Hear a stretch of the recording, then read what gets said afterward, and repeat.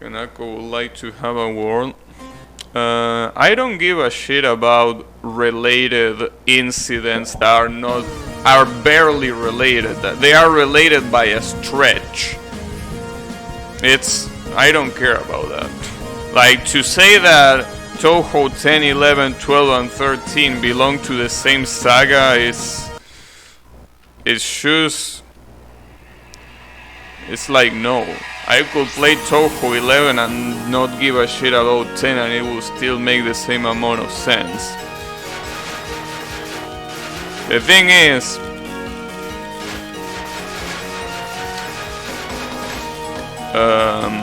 Touhou wasn't made for a plot to go forward. Touhou was made as a world building series. As a world building series without plot. But Len'en is quite the opposite. Len'en was made with a whole plot, a whole line of events inside.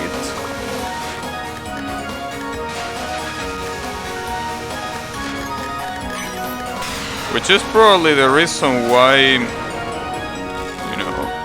now it's when it's taking Shins a lot to release games.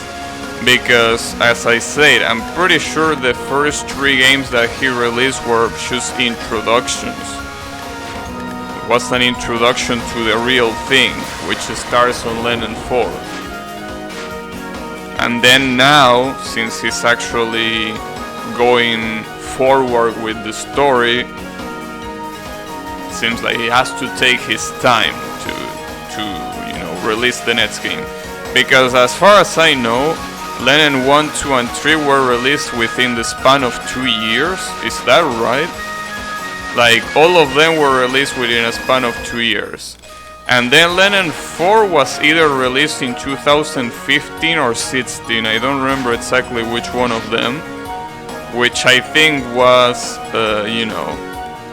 maybe like 1 or 2 years after the last one. I think. I'm really not sure exactly about the dates. But, that was the last game he released. And after that, he hasn't released anything other than the demo for a spin-off game. Because he's still actively working on whatever comes afterwards.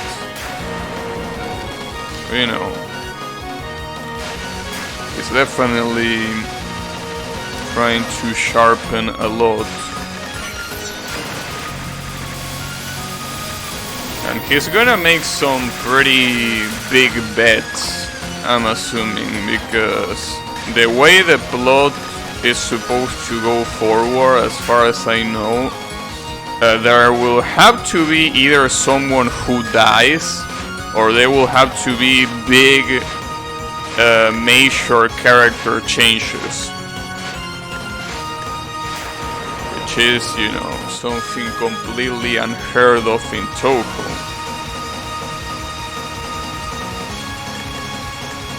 Because, apparently the main villain of the series is out for the protagonist's blood. And apparently the protagonist also wants to get revenge on the villain. So it seems that something's gonna end up happening that is gonna change everything that he introduced up until now.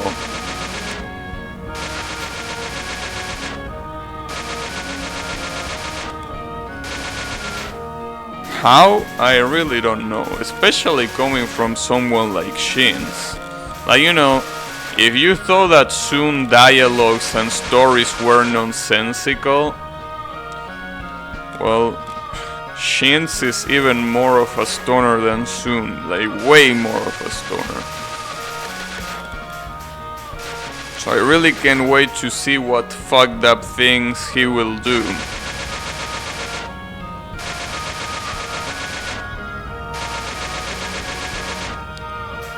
Really, really curious. But until that happens, a lot of years might pass, sadly. You know, I'd rather do that and not end up having a rush game that, you know, ends up destroying everything that he built up until now, right? That's also the good thing about being a doujin artist, because if he was actually, you know, he was working for a company, the company that he was working on would probably tell him, hey, you gotta release something, buddy, you know? Yeah, like, hurry up. And I'm pretty sure that Len'en 5 would have already been released if it wasn't for the fact that he is a doujin, you know, producer. But it's better that way. I mean, after all, with so many high budget games being completely rushed because, you know, the development times are just not enough, I think I'd rather have a doujin game that takes a shit ton of time to release than something that releases fast but ends up being a complete disappointment. It's pretty interesting how in this stage the background is incredibly twitchy. I don't know exactly why, probably because of the light reflection that maybe bugs out. I'm not exactly sure. Yeah, it's probably because of that reflection in the background, I mean.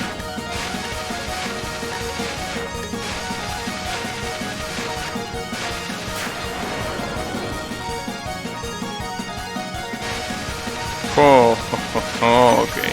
Man, it's pretty nice that I didn't get killed by this spell card twice in a row. That's definitely an improvement.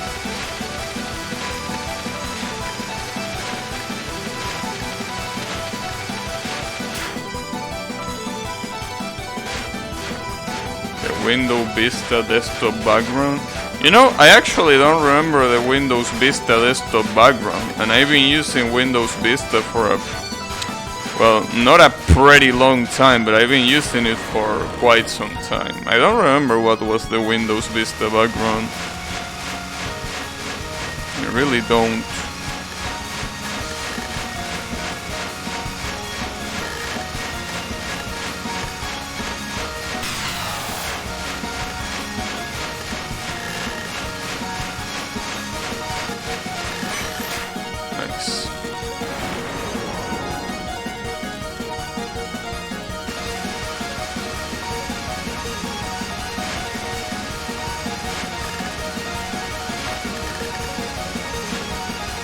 Can you believe that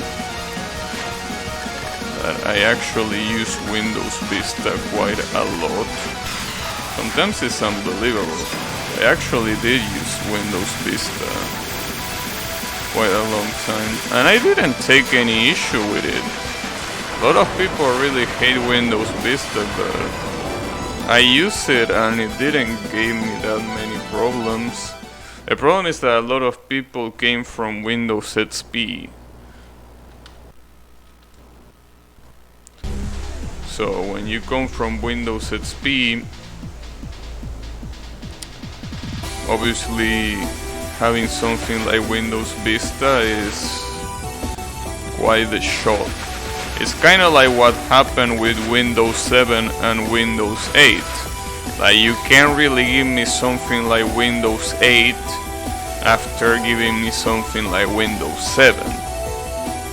Because the thing about making new versions of operative systems is that they are supposed to feel like improvements of the previous one, which is something that Vista didn't feel like and 8 didn't feel like. They just felt like different versions that people didn't want. So that's why they are regarded as really bad in the eyes of the public. Not because they are necessarily bad, it's just that when you come from something that is pretty good and works, it's like, why do you force me to switch to this that I don't like and it's completely different, right? Because that's the worst part. It's not like it's your choice. You are forced, because if you don't switch, they will cut off your support, and good luck dealing with all the fucking malware that is gonna potentially enter your system, because nobody's gonna give a shit. So yeah.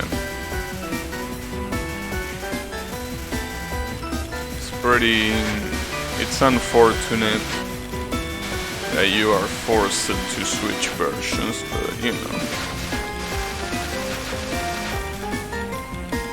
Sadly, a lot of software has that mentality that, you know, you get a quote-unquote update and you get it, or you won't be able to keep using the software, right? You better get it. And that obviously doesn't just, you know, limits itself to operative systems. I've been using a lot of programs in my workplace that change quite a lot each update, and I'm like, I don't like this. I want to go back to the previous one. But they, you know, they are not prepared for that. Like, you either like the new update or get fucked. I feel like there should always be a way to go back to what was previously available. Like, you can't just tell someone, oh, you know this feature or this other thing that was in the previous version, well, you're no longer gonna be able to have it. Get fucked. Pretty fucked up.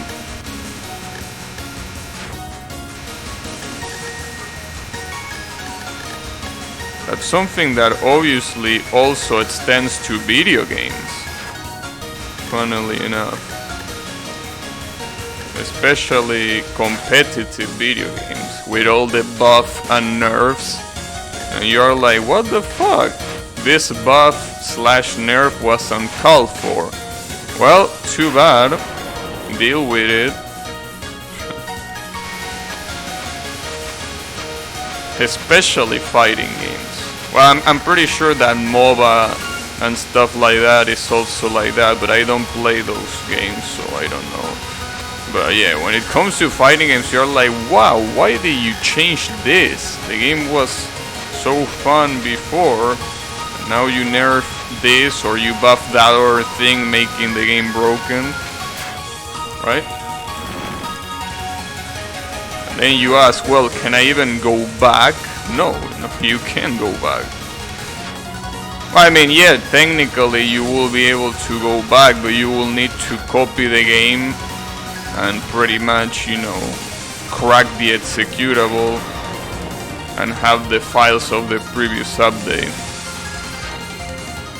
Because especially if it's a competitive game, it's gonna have lots of denuvo and anti-trap and anti-cheat and anti-bullshit, right? And if you dare to modify the files, you're out. So yeah, forced updates suck.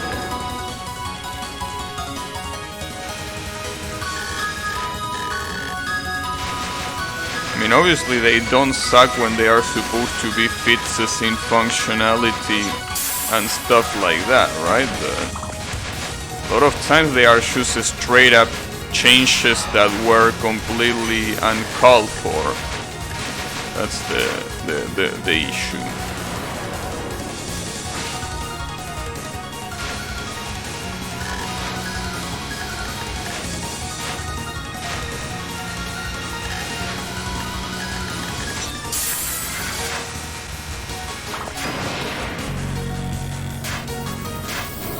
Ah, that hurts so much. That really hurts a lot. That hurts a lot. Dying with a full stock of bombs like that. Ah, that hurts. Especially in a spell card like that. Whatever. It is what it is.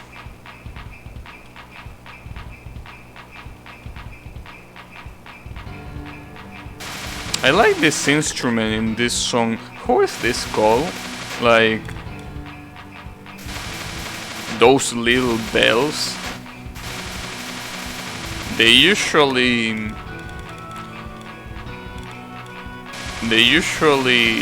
relate those bells to Christmas and deers, but I don't know how they are called.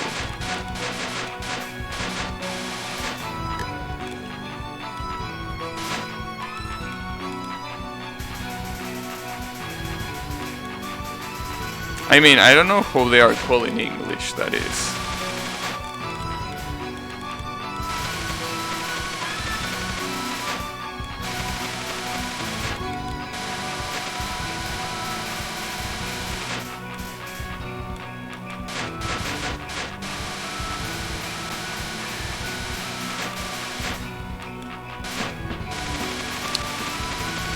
Now the problem is that that full stock of bombs that I died to it's really gonna be detrimental to the whole run, but I mean, at least I gotta attempt to keep going just to, at the very least, practice whatever is coming.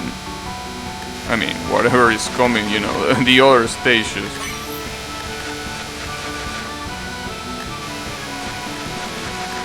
The good slash bad thing about Yabusame is that you can actually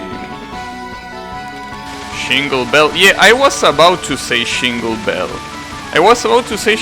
But I didn't think that that was the name of the object. I thought that was something else, but no, it's actually called Shingle Bell. Alright. Yeah, I like it. I like it in this song a lot. Because you might think that it's completely out of place, but it's like it really builds to the ominous atmosphere that this place has. Because you're like, where the fuck am I? I mean, I was just in some weird ass passageway that look highly technological, and all of a sudden I'm in some mountains with the sky being red. Like, what's going on? So having a track like this really builds up the atmosphere pretty well.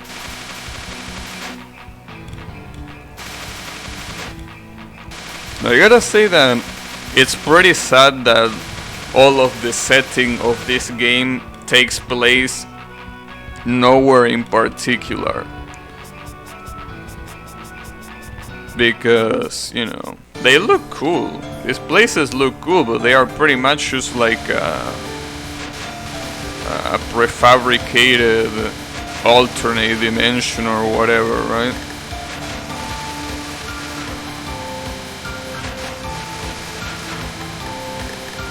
Oh, that red bullet almost caught me.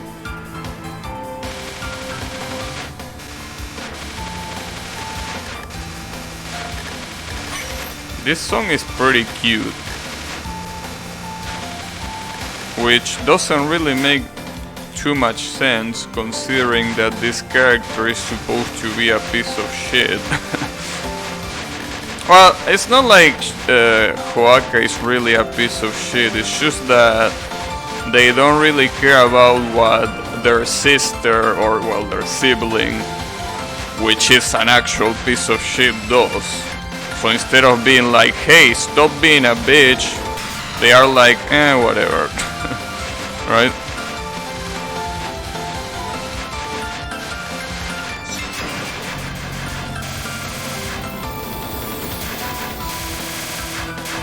The Scarlet Mist.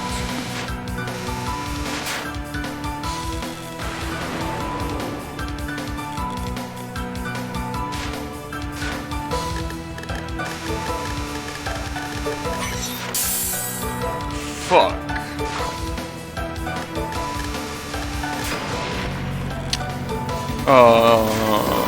I die with some bombs on stock too. You know, that spell card is really good, but it's so much bullshit. Though I guess that's pretty much the like basically this game in a nutshell. It's so good, but it's so fucking bullshit. Yeah, it's pretty much this game in a nutshell.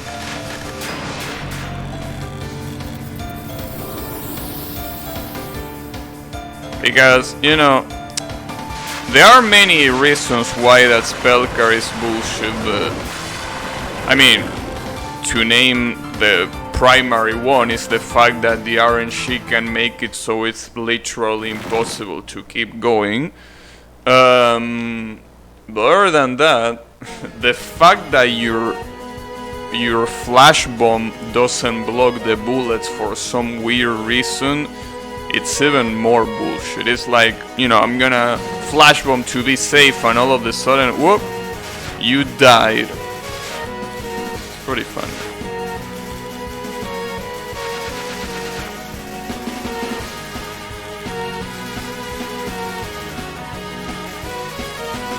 You also have a place like this one, right?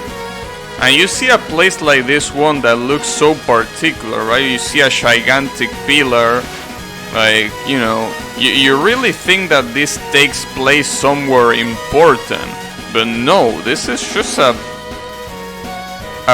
artificially created space. That's it.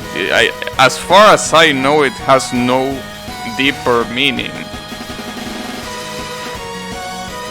But it's so pretty though.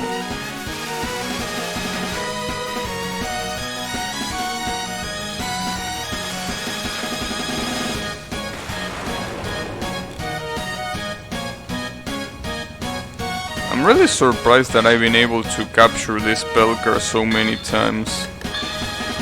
Because this is the kind of spell card that you are usually not supposed to capture. You're supposed to panic bomb. Obviously I don't want to shinz myself, no pun intended, but you know, I'm surprised. It's probably because, I mean, just like any other spell card in the game, once you understand the gimmick, there isn't really that much mystery to how to dodge it, right? It still can be pretty challenging, obviously, but like, you know, just like an extra stage, you learn the gimmick and you can go as far as no bombing it without that much difficulty, unless we're talking about LOL K. That extra stage has gimmicks, but a lot of the patterns are incredibly hard to dodge, even knowing the gimmick. A pretty unique extra stage.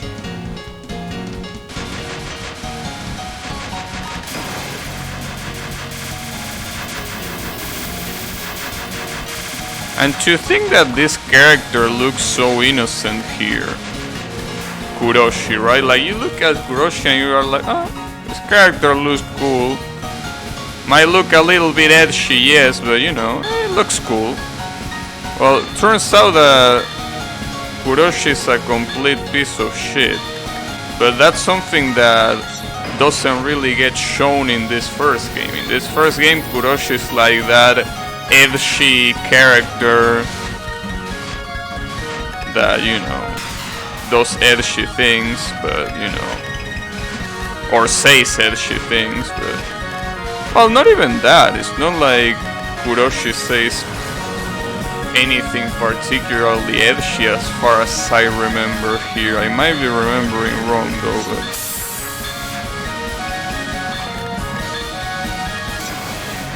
it's been a long time since I actually read the dialogue in this game, you know. So I don't really remember.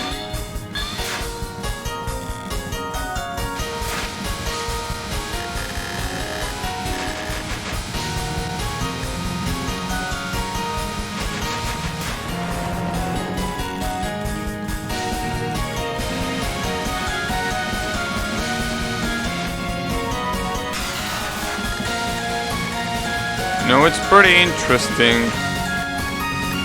Now that I read Samidare, which is part of the name of this spell card, I don't know why at some point I thought that Seiho tree was called Samidare. No, Samidare is actually a complete different thing from Seiho.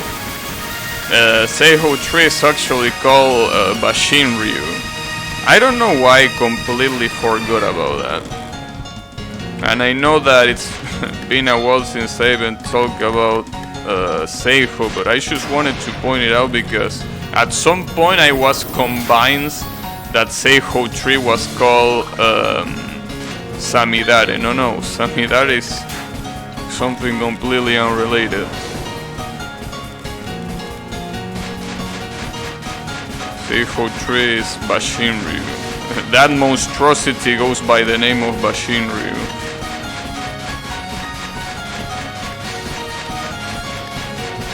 So I basically talk shit about Samidare accidentally. I think Samidare is supposed to be like some kind of... I don't know if it's a Seiho prototype, but I think it was made by the same people that made Seiho. I don't remember, honestly. But all I know is that it's a standalone game that has nothing to do with Touhou or Seiho.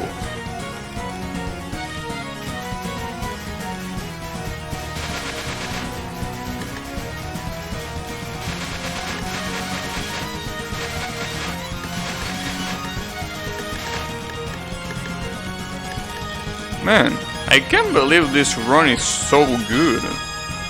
Like, this run is amazing even though I die with a full stock of bombs. This is really surprising, honestly. But sadly, it's looking pretty similar to that one run where I died to Claw's last spell. I mean, resource-wise, it's looking incredibly similar.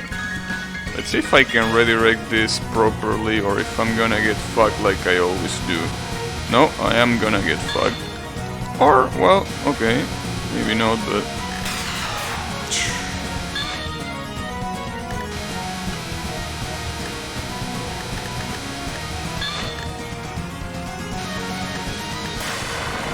Wow, that was beautiful. That was poetic. That's the first time I captured that spell card. Jesus Christ, did you see that? Wow, that was really poetic. And that is indeed the first time I captured that spell card. Whew, alright. Well, 3 lives. Last time I died on that run to Claws, where I died to the last spell card, I had 2 lives and no bombs. So this is obviously infinitely better than that run, but this fight can go pretty bad pretty quickly, so we can't really... Yeah, we gotta focus here.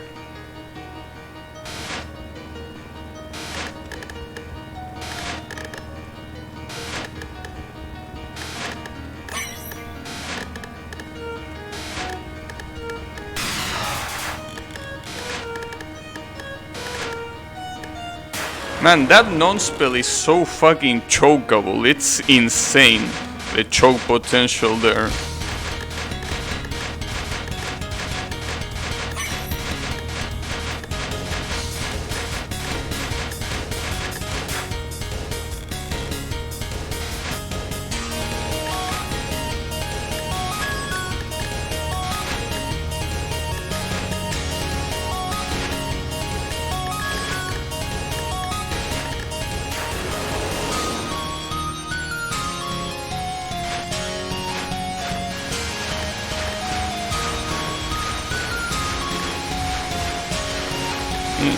It reached pretty low.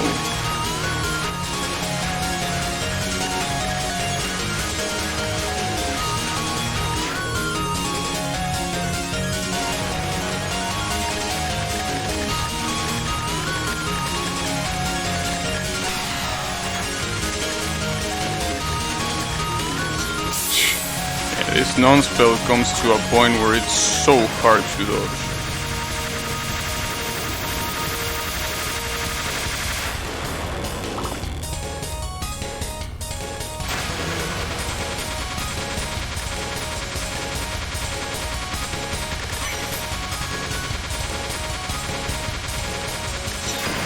Man, I blink at the beginning of this spell and it almost cost me a life. Just blinking almost cost me a fucking life.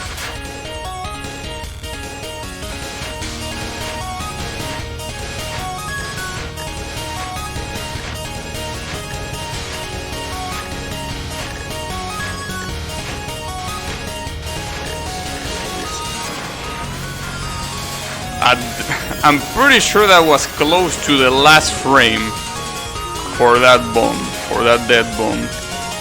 Jesus Christ. If it wasn't the last frame, it really was. It was incredibly tight. I'm gonna die here. Or no.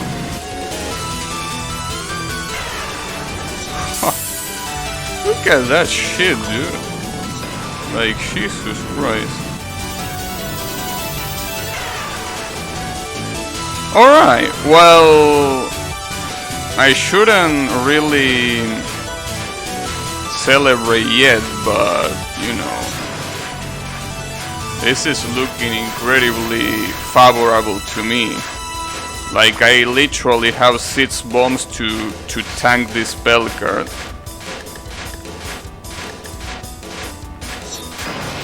And I almost fucked up there. Almost. Almost didn't get the dead bomb.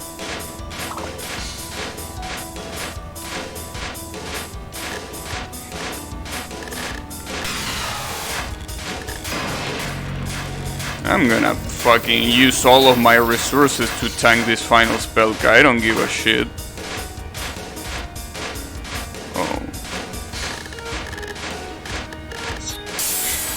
Still don't understand this shit, but I'm definitely spamming bomb for sure. I know that this is probably supposed to be dodged with flash bomb or some shit like that, but it's just so hard. And there you go. That's the Len'en Unreal 1 coin clear done. Sadly, I couldn't reach 100 million. Would have been nice, but that would have meant having 1 extra life remaining at the end, so I got the bonus, but yeah. Well, I could have done that if I hadn't died with a full stock of bombs back then. But damn, good shit. So finally I can say that I legitimately 1 coin clear Len'en 1, because I didn't use Susumi this time. Good stuff. That was definitely a good run. It's been a long time since I also seen this ending. I don't even remember.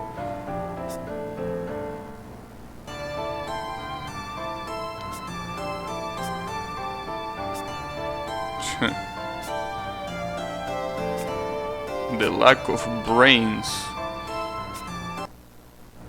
The lack of brains. Thanks. That was a pretty nice run. I mean, no, that's the funny thing. It wasn't a pretty nice run. Like, when I die with 4 bombs on stock, I'm like, alright, this run is fucking over. But it wasn't. I'm really surprised sometimes with this game. Like, sometimes you think you have a pretty nice run and you die on stage 5. Some other times you can have a run like that and still be able to come out on top pretty well. I think what really helped me in this run is the fact that the Kuroshi fight, I think I fought pretty well there. And there were a lot of spell cards that I usually don't capture that I capture here. Like, for example, the mid-bot spell card of stage 6, I'm not used to that one. I'm not used to even think about dodging that one. And here I capture it. So, you know, I feel like for the pretty big mistake that happened at the first half of the run, I had a lot of pretty nice strengths in the second half of the run, which is always nice to see. Now the real question is, am I actually gonna be able to do the absolutely extra run with Yabusame? I don't really think I will. and I don't really think I want to try today at least. But yeah, that's also an objective, because the only way for me to beat the absurdly extra in this game was with Susumi, and again, we all know how fucking broken Susumi is, so you know, good shit. Damn. Oh, it has 20 slots. You know, having an interface like this, it definitely looks like it has more slots, but it's only 20. The interface looks really like it has way more, since it's so different, because it doesn't let you see all of them in a single screen. But yeah. Anyways, that was the Unreal 1 Queen clear with Yabusame, so GG's.